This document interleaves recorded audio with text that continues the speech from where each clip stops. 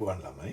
ඉතින් අදත් අපූර්ව ශ්‍රී ලාංකික කෑම එකක් අපේ ගෙදර ඉවෙනවා. ඉතින් සතියකට දෙකකට සැරයක් මගේ මන දොල පිනවන්න අපේ හාමිනේ රසම රස කිරිබත් එකක් හදනවා.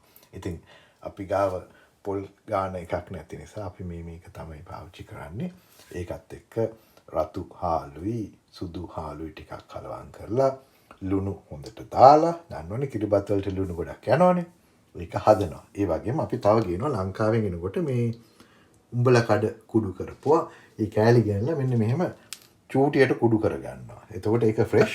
ඊට පස්සේ ඒකට ලයිම් ටිකක් අනම්මනම් දාලා ෂෝක් කට්ට සම්බෝලිකොත් හදනවා. බලන්න නිකන් අපේ ලංකාවේ ඉන්න කෙනෙකුටවත් මෙච්චර ලස්සනට හදන්න පුළුවන්ද කියලා.